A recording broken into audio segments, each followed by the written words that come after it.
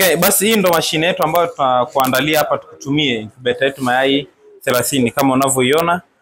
Mteja wetu kutoka Njombe kule Makambako kaagiza. Ni mteja ambaye alisha kununua bidhaa kwingine lakini leo kaamua anunue kwetu kwa sababu ya elimu ambazo tunaendelea kuzitoa. So kama unavyoona hapa ndo unaunganisha mashine yetu hapa hizi nyaya. Huku ni waya wa moto, huku ni waya ambao unaleta moto kwa ajili ya kufaita connection kati ya turning system.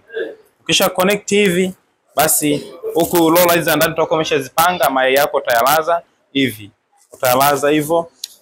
Kuna mwingine anaweza akawa hajaelewa namna ya kuanza. Kwa mfano hii chupa, yai unatakiwa usilisimamishe hivi, unalilaza hivi. So kama ushikaweka hivyo tunafunika hapa.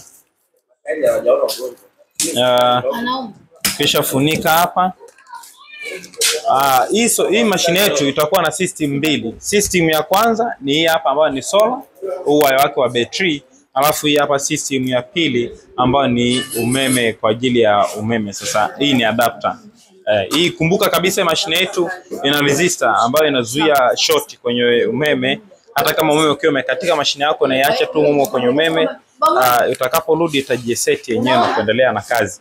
Basi tumfanyie mteja wetu testing kisha tuone jinsi itakavyoenda, alafu tumtumie mteja wetu ili asije akapata hasara tena. Hapa ni sehemu ya DC ambapo inatumia zote. Unaweza kama ni umeme unatumia hii. Kama ni battery unatumia hapa pia. Kwa hiyo sisi hapa hatuna solar, tunatumia umeme. Tuna connect hapa.